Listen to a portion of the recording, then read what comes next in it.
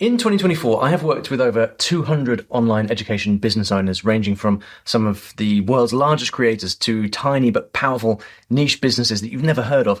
And from those conversations, I've seen certain patterns of things that are changing in the world of online education and the business models that run them. And I've also seen these changes in my own business, Story Learning. And I've got to say, there's more that has changed in the last 12 months than at any point in the last 10, 11 years that I've been doing this.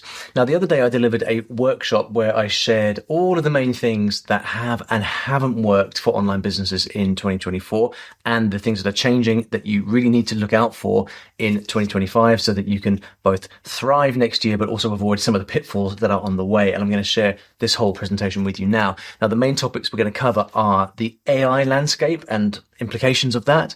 We're going to talk about SEO, traffic and social media, business model changes. We're going to look at what's happening in B2B, offers and pricing, and also the big strategic questions that I think you really need to keep in mind for your business for next year. Let's get into it. The main thing I think to understand about AI is that search behavior is changing. So if you're a business that has relied previously on people finding you via search, that is going to change. Searching is going to move away from Google and it's going to move towards all different various kinds of media like TikTok, like Reddit, whatever new thing emerges. And so for however your business is discovered, moving forward is going to be a lot more a case of how to make sure that your business is going to be discovered in lots of different media. I think we've all experienced this now, how Google just feels broken. You know, the idea of searching for a keyword already feels old. It's just full of ads. And even then, you know, you search for a recipe and you've got to scroll down a million pages before you get to the thing that you want. That's not good enough anymore. I have spoken to a number of business owners who have had their entire search traffic wiped out, 95% of their traffic gone. It's pretty normal. What I've seen is for the businesses that have relied on SEO for the most part have lost about 50% of their search traffic. At Story Learning, we've lost about 50% of our search traffic. I have come across businesses who actually have seen their search traffic go up. So I think that there is room to actually influence this. It's definitely not a good idea to think that everything's going to hell in a handbasket. I think now is the time actually to be investing into SEO so that you can maintain your positions in Google, but also crucially to stay on top of what's changing so you can be ahead of the changes. The thing that I see most of all about AI and search, or just AI in general, the value of information as a whole is going to zero. And for the last 20 years or so of the internet, so much of the internet economy is run on people who basically get discovered by Google search and then sell information of some kind. That is fundamentally disappearing now. And information is so easy to get. The general value of information is going to zero. The big thing to understand is in that context, your business model is going to have to adapt. It's no longer good enough to simply provide information. You have to adapt your business model to be providing other things. And we're going to come on to some of those things later. But on the plus side, the big opportunity from AI is operational efficiency. And so one of the things to really stay on top of is all of the ways that you can start to use AI to just do things more efficiently. And a lot of that's going to be any kind of text-based work, whether that's customer service, whether it's repurposing blog posts for video or whatever it may be. There are big opportunities there. And I think one of the big shifts we're going to see, and we're already starting to see among companies who have been invested into this, is people are generally able to claw back about 30 to 50% of their entire marketing budget by using AI. And so that's the way that things are going to go. Okay. So that's the general landscape. I'm not going to spend much more time on that, but I just want to paint the picture. The key things to understand from this are that traffic is going to change. The places that you get traffic from is going to change. Your business model is going to have to adapt if you rely on any kind of SEO. And there are also implications for your cost structure, because it's no longer going to be viable to carry a lot of human cost, because people that carry a lot of human cost are going to end up losing out to companies that learn to use AI and are just far more effective meaning they get to keep more money and they can reinvest it faster. Let's talk about SEO. SEO is not dead, but it is changing. A move away from, certainly away from keyword-based search and towards much broader form of looking for information. Right? So in the context of what we said previously about the value of information going to zero, what that means is niche and authority sites have been the most badly impacted. Okay, and by niche and authority sites, what I mean is those who essentially capture Google search and then rank articles and then sell affiliate products, that kind of thing. Simply because now Google realizes that that's just not a great way to get information. Everyone's gaming the system, and so they are prioritizing different things instead. But remember that Google is still something like 66% of all referral traffic on the internet, right? So it's not like it's easy to kind of doom monger about Google, but actually still the vast majority of traffic on the internet is still sent by Google. So that should really kind of give you, just put it in context around the importance of still not throwing the baby out with the bathwater.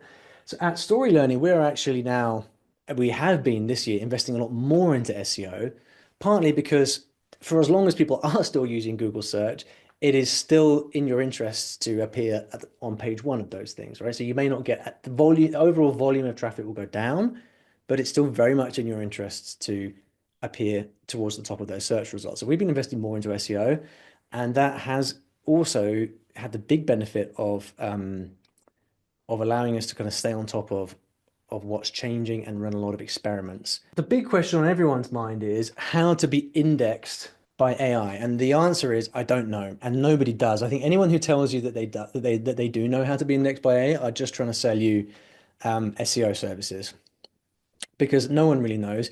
There are experiments going on, there are guesses, but there is a general understanding of like a directional understanding of what's happening, and this is the most important thing to understand about SEO and AI in general terms. Because information in itself is losing all value, what's happening is AI is able to prioritize your reputation as a whole.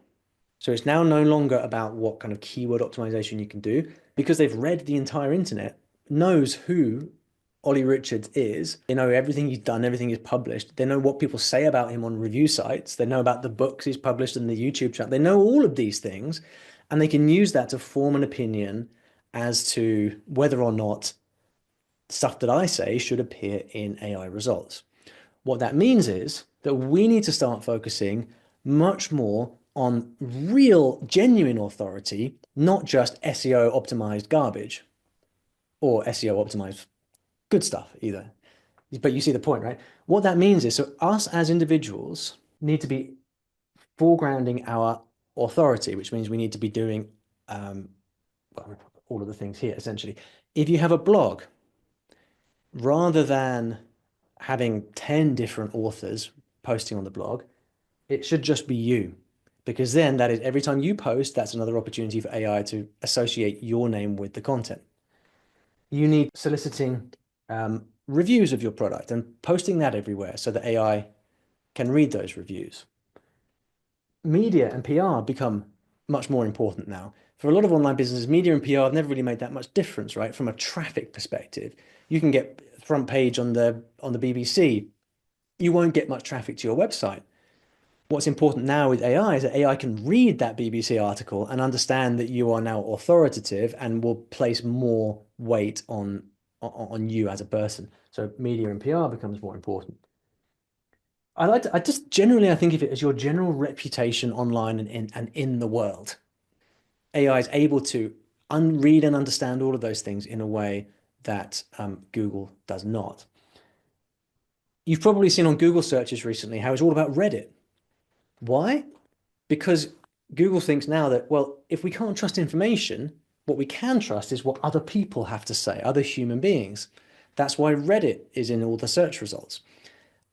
So what that means for us is whenever people say nasty things about you on Reddit, what you need to do is go in and start responding to them and interacting and engaging, because AI can see that if you are, as a company, responding and engaging with individuals, you're legit. That's what you should be doing as a company, right? And so for those of you, and I'll raise my hand here, who are not Reddit fans, sorry, this means you're gonna have to hold your nose, go in there and respond to all the people who don't like you. Similarly with forums, it's about just keeping on top of the public conversation. And so obviously Trustpilot and Google reviews become important. You want to be sending your people to these public review sites to give you good reviews, and this is all gonna add up, right?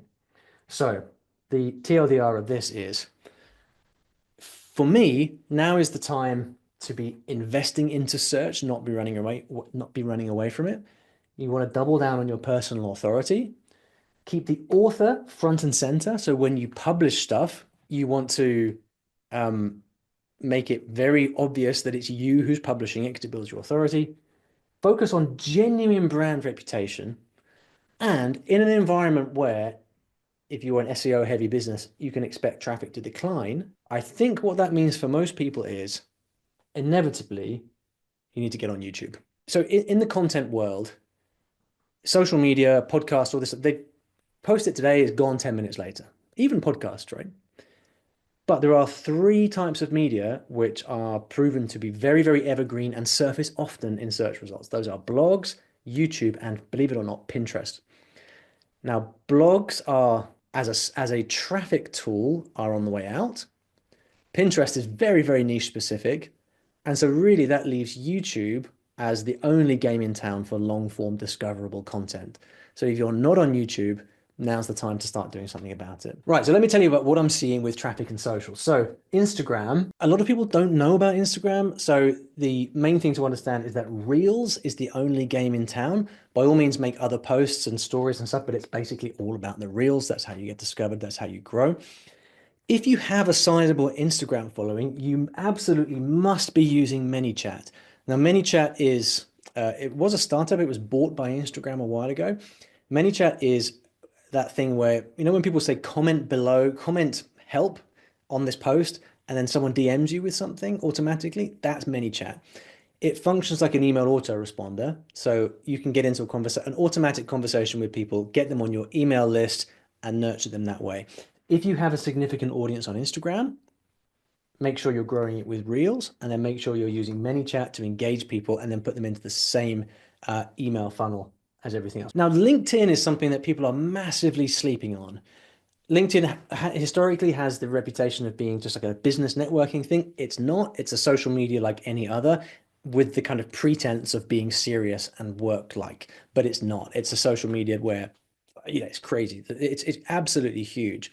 There are people building multi-million person audiences on LinkedIn, and really you just treat it like any other. You can study how to build an audience on LinkedIn. It's incredibly powerful, and I know plenty of people doing 7 figures a year just with a LinkedIn audience. Two ways to approach it: either with outbound DMs or with audience building. So if you're familiar with Justin Welsh and Dan Cohen, guys like that, they take the audience building approach. So they basically they post on LinkedIn, twice a day, viral posts, build a massive audience, and then sell products. But for people who are selling to businesses or professionals in any way, outbound DMs are how everybody is doing it. I regularly come across businesses who are selling to, people in the medical profession or counselors or some kind of business, and they're not using LinkedIn. It's absolutely mad. Study LinkedIn, figure out how it works. You essentially want to be using the LinkedIn tools to do cold prospecting, and you reach out using tools like Dripify to send automated campaigns. If you're wondering about how to expand your audience and you have any kind of business type angle to what you're doing, LinkedIn, you really, really have to be, using it. Twitter, for almost everyone, is a complete and utter shit show. I've never been a big Twitter user, so I'm not, I'm not really at the forefront of this, but I'm in various groups with many people who have been using Twitter for many, many years, and have built very successful audiences on Twitter. Universally, it is down significantly. I'm not aware of what can be done about this right now. I'm sure ghostwriters will still sell you the 100x audience growth promise, but certainly that's what I'm seeing across the board. Now let's talk about YouTube. So YouTube, like I mentioned earlier, really is going to be the future of long form. So many people avoid video for obvious reasons because it's hard. But again, when text only is kind of losing all of its value, the floor's falling out from underneath it, really video is the future. One thing to pay attention on YouTube is on what platform your audience is consuming it. We found at Story Learning that something like 20 or 30% of our audience is watching our content on TV. Now, for people of my age and above, that probably sounds mad. Did you know you could watch YouTube on TV? Yeah, you can. Turns out lots of people do, which means that every time you say, download my lead magnet, link in the description, guess what? That doesn't work. So what do? You stick QR codes on your video and they scan it with their phone and they download your stuff that way. Among all of the creators that I know, by far the most effective way to get leads from YouTube onto your email list is with video specific lead magnets. We again have started doing this at Story Learning. We found that we get basically something ridiculous like 20 times the leads if we actually create specific lead magnets for specific videos, right? So if I'm making a video about Yeti mugs because I love Yeti mugs, I don't want to have my general PDF on camping equipment. I want like the ultimate guide to which size Yeti mug you need, something, a specific lead magnet for that specific video. Send them to a landing page. You can easily whip up individual landing pages on ConvertKit or something like that. It's not difficult, it's not scary, but you will absolutely transform the number of leads you get from YouTube if you do that. Posting on the community tab as well, something not many people do, but it's incredible. We post multiple times a week on the community tab, sending people to lead magnets. We get most of our leads from the YouTube channel from the community tab, believe it or not. So make sure that you're using that. And I know it's something else to do, but if you have a team who manages your email, for example, just get them to duplicate the work on the community tab. It's super easy and should be a core part of your content strategy. The other thing that successful YouTubers are doing really well is marinating various products in their scripts. Okay. Now, what that means is marinating. This is a term that Russell Brunson used to use. It's basically when you're just talking and mid-script, you just drop a little comment about one of your products and then move on. It's not a big pitch. You don't spend 60 seconds describing it. Let's say that you're running your Yeti's YouTube channel and you're talking about camping, blah blah blah blah blah, and I was just camping the other day and I bought my new 16-ounce Yeti mug, link in the description by the way, and I had this cool thing happened. That kind of thing. You just casually mention it, and you watch creators like Ali Abdaal, they will mention like 4 or 5 different lead magnets or offers in one video, but very quick and very casually, and it works really well to raise awareness and get the right person to click through. So definitely be doing that. However, I've also seen from multiple people, AdSense revenue is down about 20% on last year. Other people have told me it's up in certain specific niches. AdSense revenue is rising. It's very kind of market dependent, but if you're seeing your AdSense revenue drop, you're not the only one. What that means longer term, it's harder to say, but for the most part, if I'm talking to someone who makes more than 30% of their revenue from sponsorships, I start to get worried. Sponsorships or AdSense, because you're just not in control. You're too exposed to market forces. So don't know what this means with AdSense, but if you make a lot of your money from AdSense, it's probably time to at least be cautious and expect it to decline, I think is a smart thing to do. If it doesn't, then great, happy days.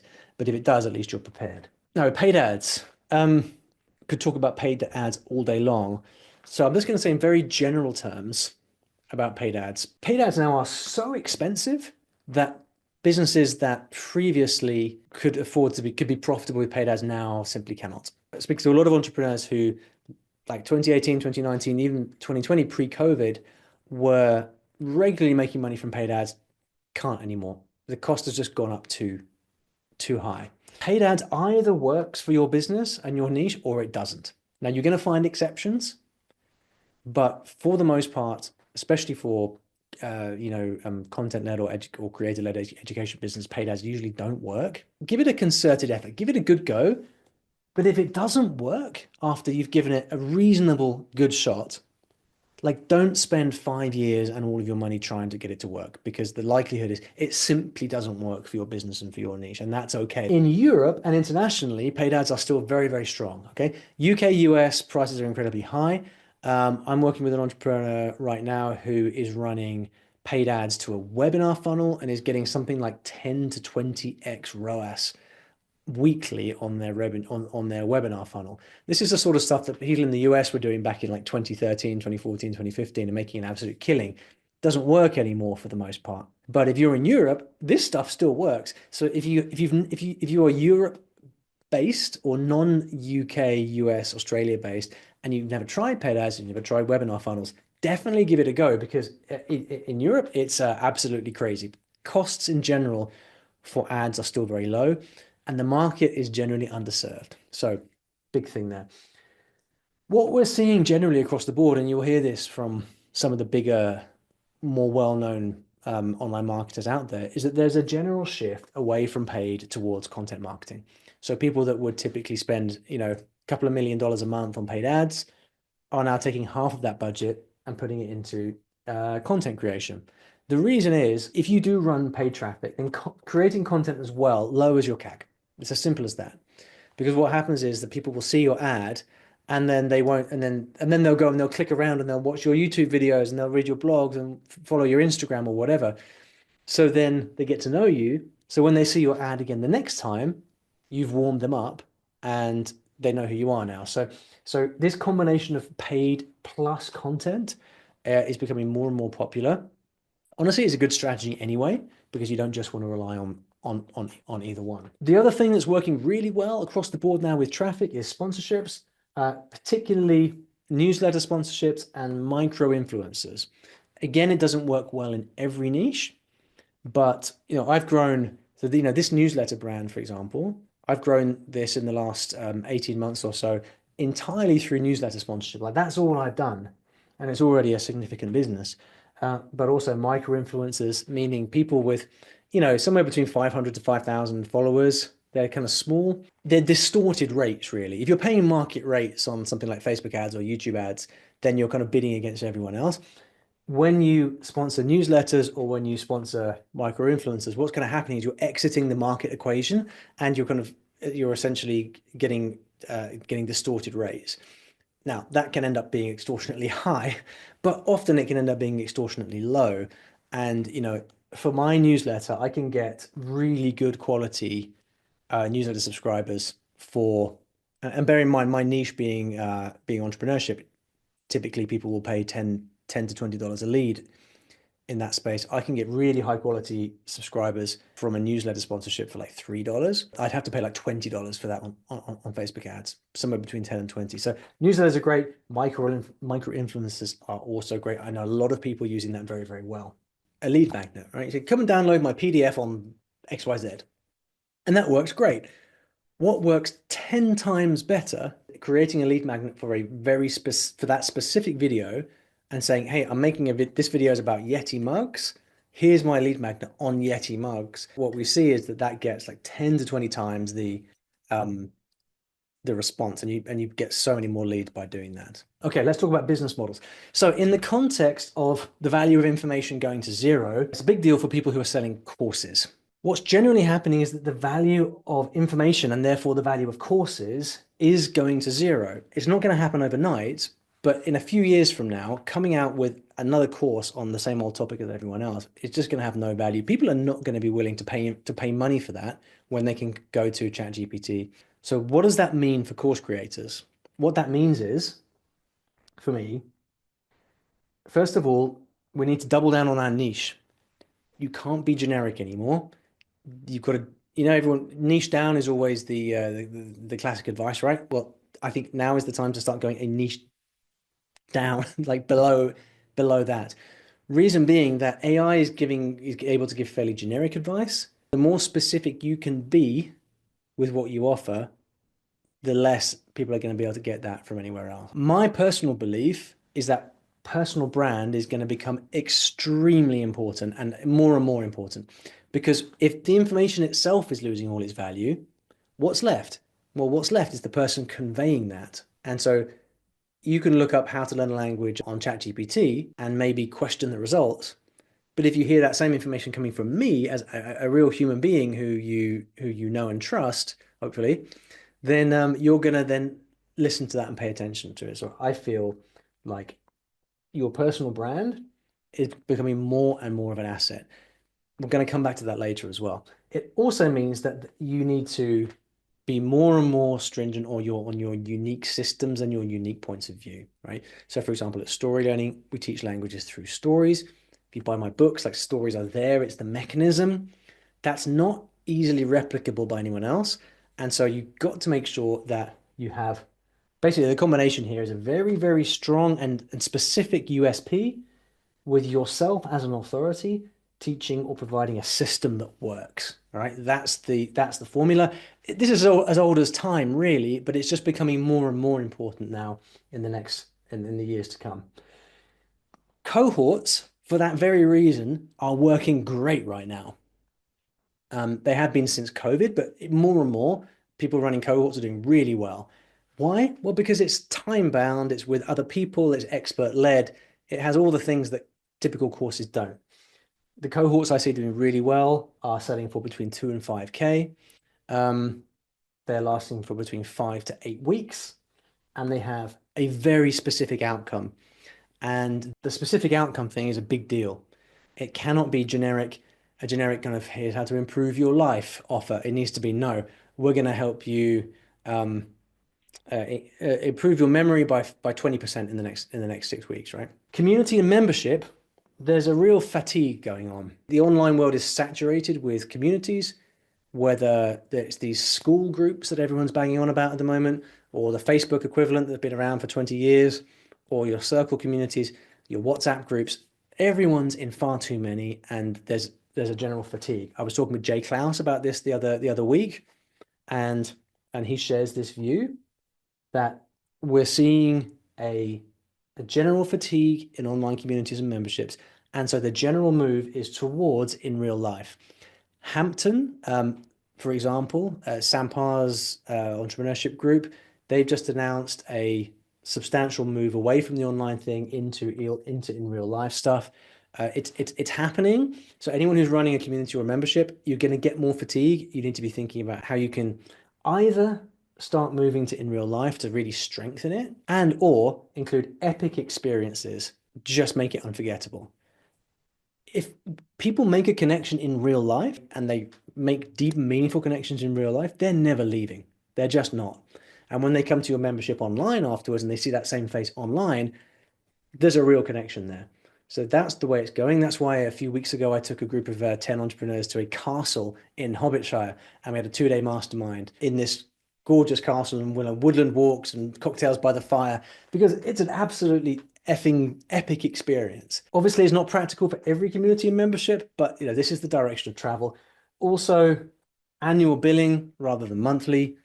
That's what I mentioned Jay earlier. That's what he does, and that's what I think I'm seeing more and more memberships doing.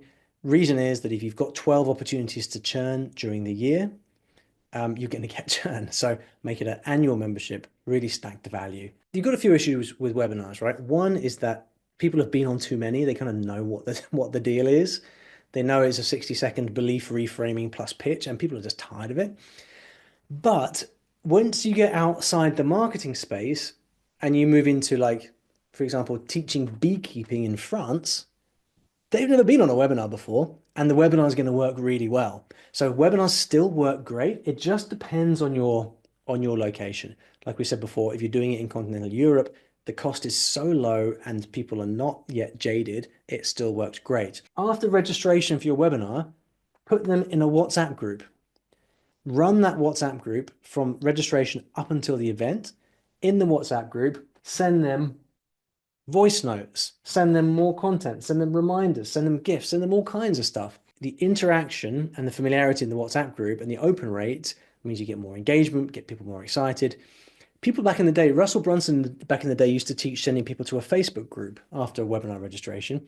You can do this in a WhatsApp group as well. Just set up a new group every week. Likewise with paid ads, we covered this a little bit earlier, but generally from the people I know who, and to be clear, I'm not running this myself, but from the people that I know who are doing this successfully, what seems to be working like gangbusters is paid ads to VSL, book a call, and 2K offer.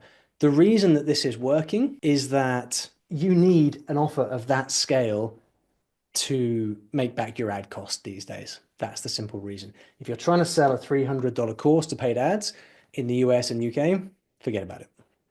So the takeaways for you guys from this are, number one, if you haven't or want to, or if you've never done paid ads or you want to try them, test it and give it a really good effort, but cut your losses fast.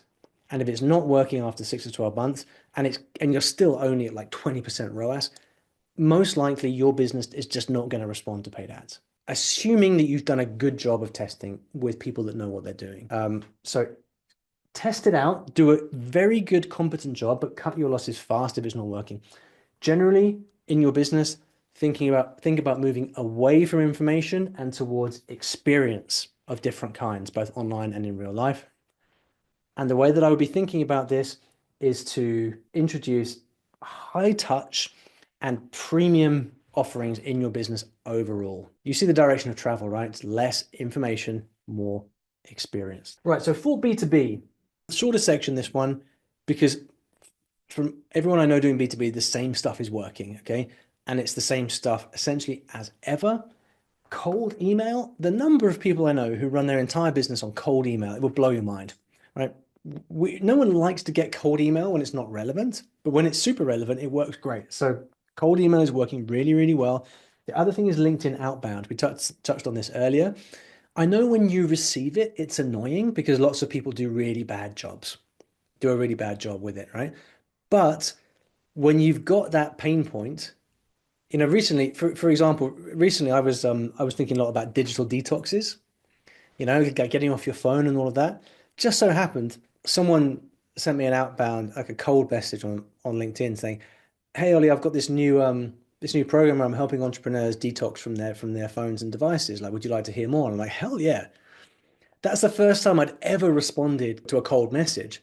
But it's the same thing as ever. It's the eternal message.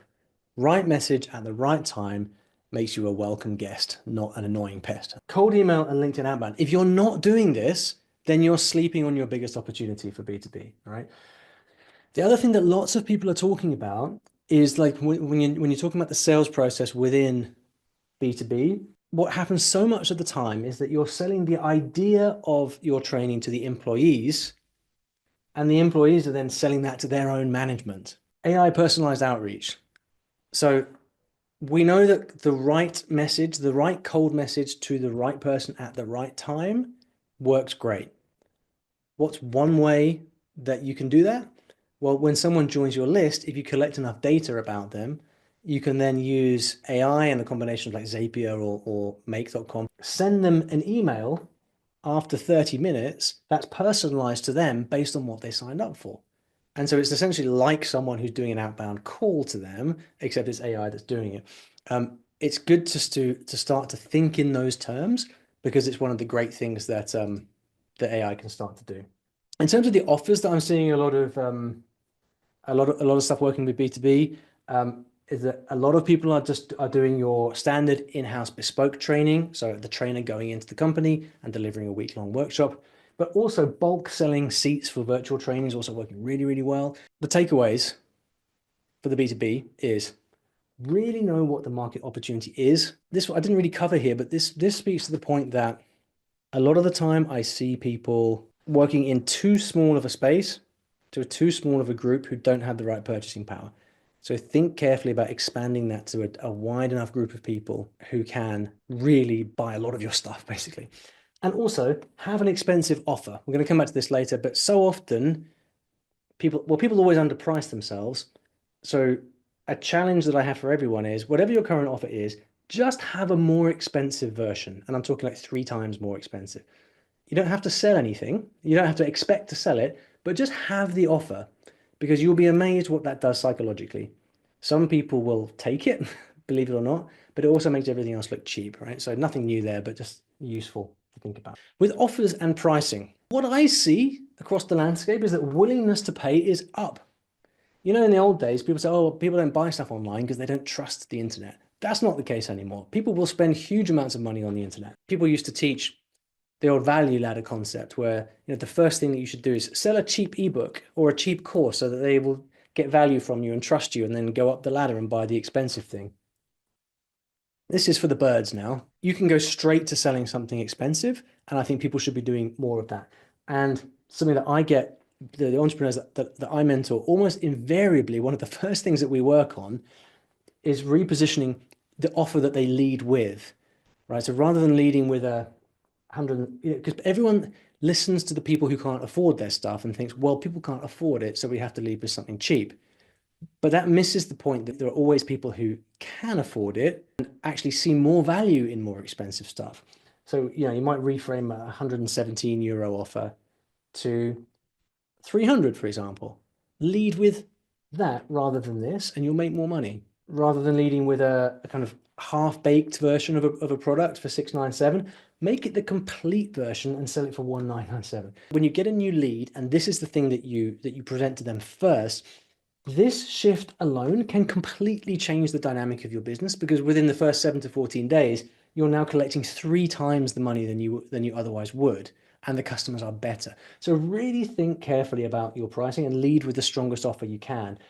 And the easiest kind of shorthand for this is, rather than trying to sell a small component part of the solution, instead, try offering them the complete solution. People have been saying that email is dead for 20 years. Email is stronger than ever. Most sales online still come from email. So if you're not using email marketing, you are literally 20% of the size you could be. When you're sending emails, when you're sending automated emails, like we just said, lead with the highest price offer. And typically in the B2C context, where I like to start as a rule of thumb is you want to be making a proper offer after 7 to 10 days. I'm a big fan of daily emails with offers in the PS of every email, but you want to actually make a proper offer stack and present that after 7 to 10 days. As a general rule, there are exceptions, but if you're wondering where to start, that's a good place to start. One entrepreneur that I'm working with right now, we actually did exactly this. We moved their pricing from 117 euros to 299 euros, something like that. And they 10x'd the revenue from their email sequences off the back of that. Why? Because they didn't realize that they had they had a certain portion of people who wanted a complete solution that wasn't getting offered. Now, this is not going to happen to everyone, but it's just an example of the fact that, the main asset you've got, the main cash flow lifeline you've got in your business is the leads who find you and their willingness to pay and buy something within a fairly short time frame. That is your predictable cash flow in the business. So it makes sense to maximize that as much as possible. If you are selling courses or low ticket stuff and you're wondering what to do next, rather than just adding another course or the next course up, consider going straight to high ticket. I did that with this business. I sell $100 workshop, like paid webinars, really cheap. And then the next thing up that I sell is one-to-one work with me, which is very, very expensive. But it works great. And it's far more worthwhile for me to do this than it is to, spend a year building out all these smaller products. Not right for everyone, but just consider this, because if you don't have high ticket and you add in high ticket, you can almost always double your business immediately. People have all kinds of blockers with high ticket, but just think about that. And along the same lines, make something expensive available. I mentioned this earlier, but this could be bundles of products. It could be a ridiculously expensive call with you. It could be a done with you or a done for you offer. But by just having something expensive available, you give yourself the opportunity to transform the income, the earning potential of the business. And I can't guarantee it's going to happen for you. It's not going to happen for everyone. But those people are there. They're on your list. They're in your world. And there's a willingness to pay. I think it's smart. And this is especially true if you've typically had a lot of traffic from SEO in the past. I think it's smart as an exercise, if nothing else, to plan for a low traffic environment. We're doing this in story learning, where we have traditionally had a lot of traffic from search. We haven't been that badly hit. We've lost about half our traffic maybe, but half of our traffic from search, but that's a much smaller percentage of our overall traffic, right? But we are still generally planning for a future of the business where we have lower traffic. And what that means is high ticket uh, cohorts, lives, certifications, one-to-one, that kind of thing. There is going to come a point for course businesses where if you don't do something to make it more unique, your traffic and your conversion is just going to shrink to the point where it's no longer a viable business over time. And I know that's not a great message and nobody wants to hear that, but that is going to happen over time. So it's an appropriate time to start thinking about what your business might look like in a low traffic environment. As you're adapting, the main thing to have in your mind, as you're thinking about what to do moving forward is think high touch and personal, because no one's going to pay for the information. They're going to pay for the experience and they're going to pay for your credibility and authority. So high touch and personal, that's what you want to be thinking about moving forward. It also means that two things are going to become more and more important: brand and personal brand. Brand, because in a zero-sum game, people are going to go to the brand that they trust. Why does someone stop at McDonald's rather than random new burger startup across the road? Because they're familiar with it. There's a trust level there, right? So investing into your brand is important, and that's the wraparound view, right? That's your brand that will be discovered on Google, on Reddit, on Trustpilot, reputation, customer reviews, all these things, right? Brand is going to be what gets you found by AI in the future. But similarly, your personal brand is going to be a real secret weapon. And so building your personal brand gives you huge opportunities and avenues for marketing, which you wouldn't otherwise have. And again, in the context of of AI understanding who you are and what you do, it's again, every time you do something with your personal brand, it's going to be powerful. And so the way to think about it is personal brand plus sellable business or branded business, if you like, not or. I think in the past, it was like, well, you shouldn't build a personal brand because you'll never sell it. So you should build a business that's sellable with a brand name. And of course, you can still do that, but just remember that most of us here are never going to sell our businesses.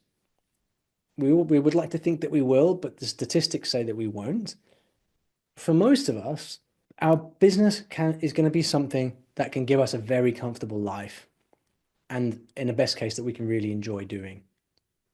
And so for me, I always feel that the dogma of building a sellable business is really, really overdone, because especially now, what it does is it deprives you of the ability to build a personal brand that together with the business, that I think is going to be a really strong advantage moving forward, right? So I think that the way to think about this moving forward is personal brand plus sellable business, not or. These things are coming as a package now, all right? Similarly, if you're in a very broad niche, now's the time to think about niching down even further. The more that you can niche, the more of a moat you're going to have around yourself. And then the other big thing to think about is AI for efficiency, right? So we haven't really spoken much about this, but first of all, there are more and more million-dollar businesses that are one person plus AI, or one person plus an assistant plus AI, because now so much can be done with that. So that fact alone should give you pause for thought, because it is getting easier and easier to build and run a seven-figure business using nothing more than AI. Now, you may or may not want to do that. It sets the tone, I think, for what's coming. If we think that overall the AI is going to start to encroach on the value of information, AI is going to make performing the operations of the business cheaper and more efficient. If you then hang on to a business model where you're still charging for information and you have human beings doing everything and paying them full salaries and benefits and pensions and all of that stuff, you're simply going to find yourself swallowed up eventually by the mass of of businesses out there who are operating using AI to not replace humans, but to allow talented humans to do even more. And that's the big mindset shift that I've had with AI. Like, when AI first came around, I thought, man, this is very bad news. But what I've realized now is actually the fundamental thing that AI does for marketing and business is it allows smart people to do 10 times more than they otherwise could. And that's the way to think about it. I would exercise extreme caution over team costs. I would be proactively looking at ways to keep that a more modest part of the P&L and resist overbuilding, because I think you can do that. You can not only build new things using AI, but you can also do a huge amount of what you currently already do using AI. And yes, it requires a lot of thought to kind of to think about these things from the ground up. And no, it's not necessarily easy, but if we're thinking about future-proofing the business, that's the direction it has to go in. All right, well, there you go. I hope you enjoyed that. It was a lot of fun to make it. I've had lots of great comments and feedback on that whole presentation since it went live a while back. I hope it was useful for you. If you would like to find out more about working with me personally, if you have an online education business that's already operating at some scale and you'd like help to figure out how you can grow further while staying in alignment and creating a business and a life that you love, you can look me up on my website at ollyrichards.co. There is a mentorship button in the corner where you can read about options for working with me directly. But otherwise, if you'd like to learn more about how to grow your online education business, then you should check out this video right over here, because I describe the 3 levers, the only 3 levers that you really have to pull in order to grow your business and keep scaling it. So go and check out that video right now. If you like this, I think you will love the next video.